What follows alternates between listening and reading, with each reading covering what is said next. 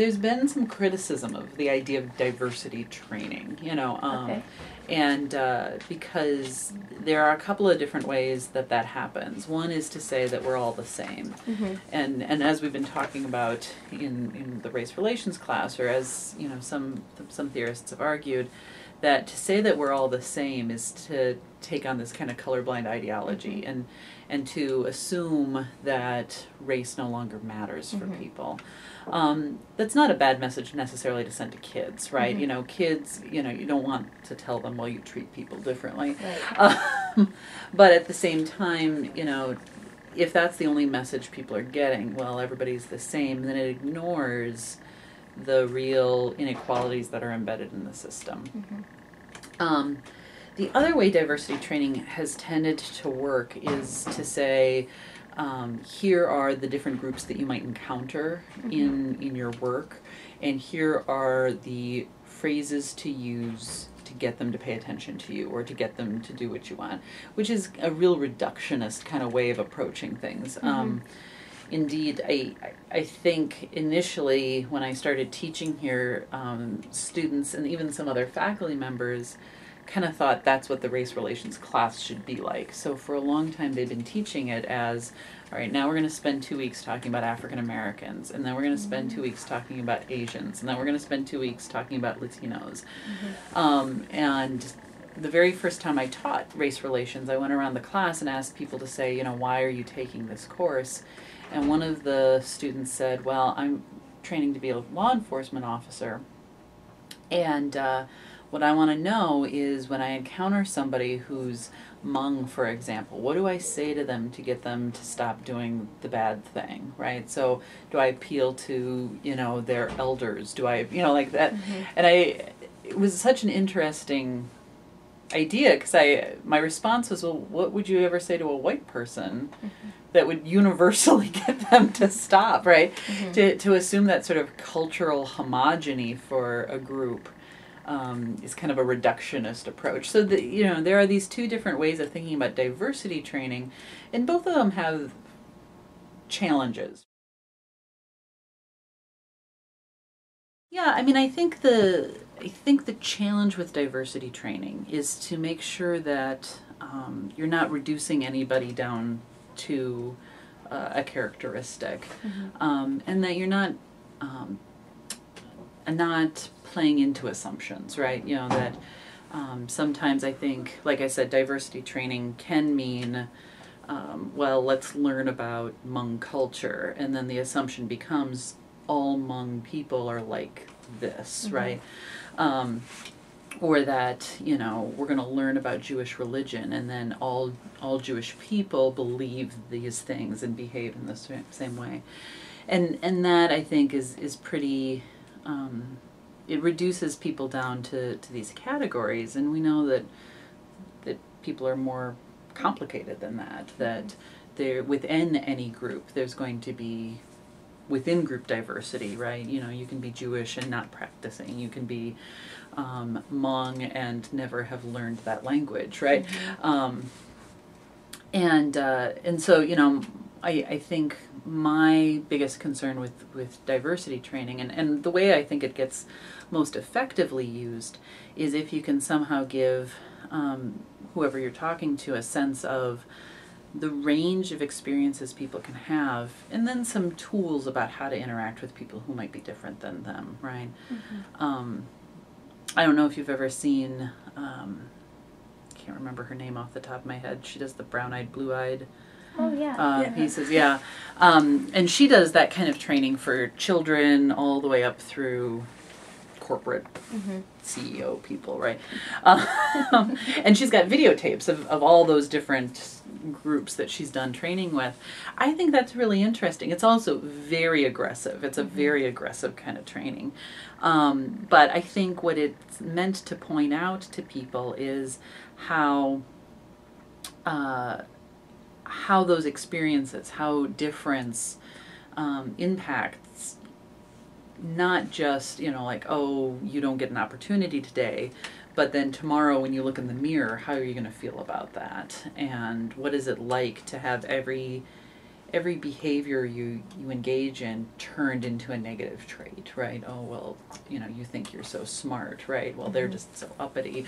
Or, look here, these people aren't raising their hands. They're too dumb to know the answer. Whatever it is, no matter what choice you make, it's going to be the wrong choice because it gets turned into a negative trait. That's a powerful lesson for people to learn. So I think that's an interesting exercise. Or an interesting thing to show people, at least. But like I said, I think an important message would be, instead of just treat people the way you would want to be treated, which is a good thing, to specify that a little more and say, to treat people with some kindness and some grace and some gentleness, right? Because some people might be fragile and we don't know. Well, and I think, one of the messages I think that is especially important for kids to get is that when we think about how are we treating people equally, right? Because you can treat everybody sort of equally badly, and that's not good either. But I always think about trying to treat everybody gently, right? To treat everybody with a certain amount of gentleness, because you don't know what that person's background is or what the challenges are that they've overcome. And we shouldn't assume what those challenges are either.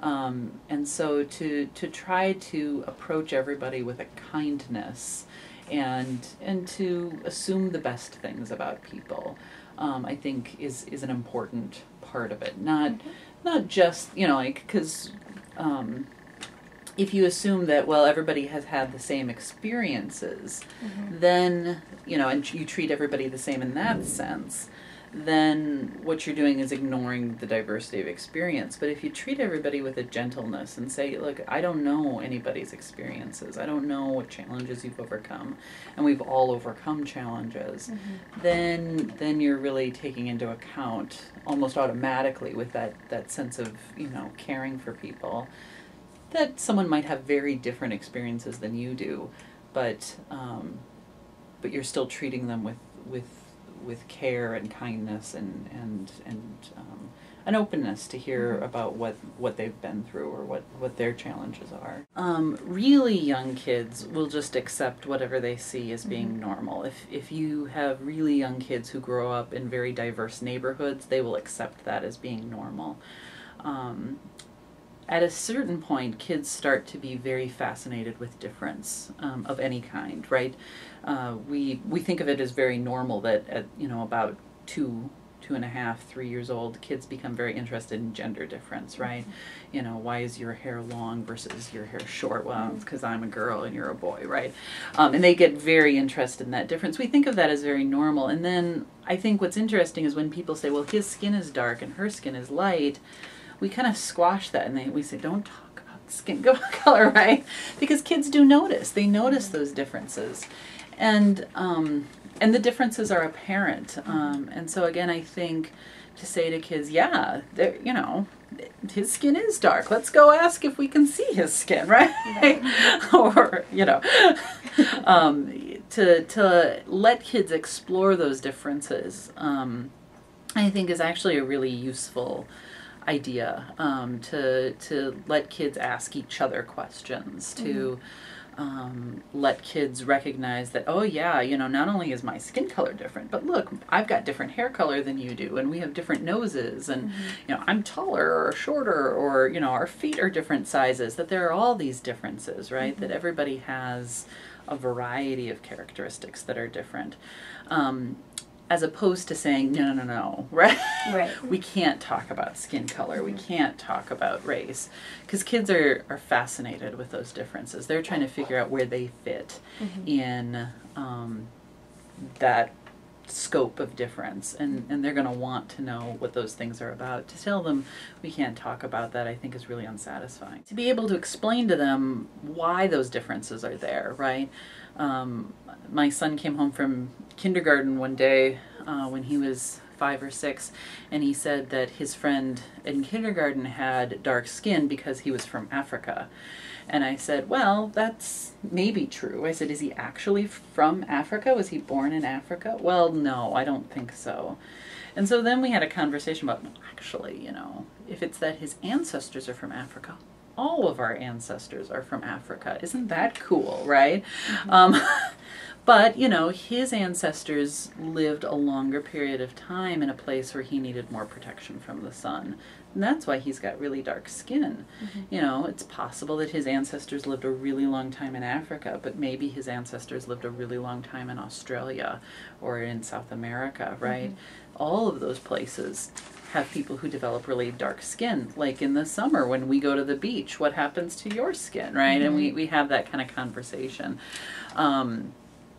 It demystifies some of it, and it also points out, I think, that some of those more simple ideas we have about race, that people with dark skin are all from Africa, is oversimplified. Kids are very interested in how people are different from one another, whether it's gender differences or skin color differences or height differences. You know, my son's obsessed right now with being the tallest second grader in his class, and I'm the tallest or I'm the fastest. I mean, they're very interested in those things. And I think to show them that, yeah, being tall isn't all that different from having different skin is important. You know, being tall means what? Well, you know, I have to buy clothes more often because I keep growing out of them, right? Or, you know, it means I can reach things that other people can't reach. Well, what does different skin mean for people? Well, you know, some people don't get sunburns as easily, and some people do get, you know, like, that there are these real differences, and to let them kind of explore those things without the sort of stigmatizing messages that we send about race and inequality, because, you know, if we can teach kids that, you know, people should have equal opportunities, they'll grow up with that idea, and teach them that, you know, people should have equal opportunities. They might not right now, but that's a goal to strive for. Teachers give their honest best, and I think a lot of people go into teaching because they want to send really positive messages to kids. I think often teachers, because of all of the other requirements put on schools today, that is one that's one idea that just doesn't get a lot of play in the classroom, right? You know, the emphasis on math scores, on reading scores. I mean, math and reading are really important. But where else do kids get these kinds of messages? Well, they need to get them from schools. And if we think that this is an important enough part of our national identity, that we have a diverse society, that we believe in equal opportunity, then that needs to be conveyed to kids in a formalized way, and not just left up to parents, right? Because parents will teach their kids all sorts of different things. Some really positive things, some things that maybe they grew up with that aren't as positive, some things that, you know, they might not know any better about. But if we really think that having a diverse but equal society is important, then we need to institutionalize that in our education system. I think perhaps the bigger problem even with education is how segregated the actual education system itself is. I mean, we're dealing with a public education system that in some ways is more segregated by race now than it was in 1954 when Brown versus Board of Education was passed. And that robs students of the ability to practice working with people who are unlike them, right? Whoever students happen to be, whether they're white students or African American students or Native American students, whoever they happen to be, having practice at negotiating those differences is key to being able to treat people equally when they grow up, right? And we just have a system now where that doesn't happen, right? Where white students are overwhelmingly going to schools with other white students, and non-white students, African Americans, Latinos, Native Americans, are overwhelmingly going to schools with other non-white students. And so it's unsurprising then when they become adults that those are uncomfortable interactions, right? Because they don't have any practice at it.